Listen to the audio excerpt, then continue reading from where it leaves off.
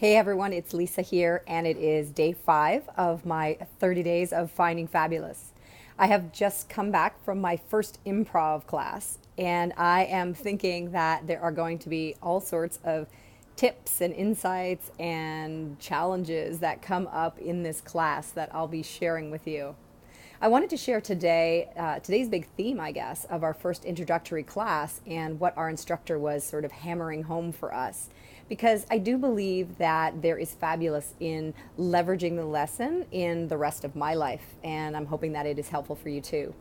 So today's lesson was really all about making mistakes. So improv, as you know, is very high speed, and you don't know what's coming next. So the class had a lot of exercises and games where they had us thinking on our feet and throwing out answers. And the instructor wasn't caring so much if we gave the wrong answer or we gave something that wasn't expected. He was looking to see how we responded to those mistakes. In fact, it almost seemed like today's class was all about learning to make mistakes and not respond to them. And so he wanted us to just own it. He didn't want us like rolling our eyes or getting frustrated or stopping and being like, oh, can I start again? He said, just own it. Own what you're doing, make the mistake, move through it, and keep going. And I love the idea of this practicing making mistakes and responding to them because it starts to take away the power of them. I don't know about you, but I don't like making mistakes. And because I don't like making mistakes, I often stop myself or stall my progress for fear of making them. And I didn't realize that the more I actually make mistakes, not only the better will I get at what I'm doing. I mean, I think that's the obvious thing, right? Practice makes perfect. Nothing is ever perfect.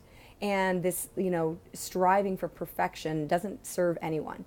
But I didn't realize that it's better to actually put yourself in an environment where you can make a ton of mistakes, because then you start learning how to make mistakes, how to respond once you've made them, and you start to realize that there's no power in them. You can keep moving forward to whatever it is you want to do.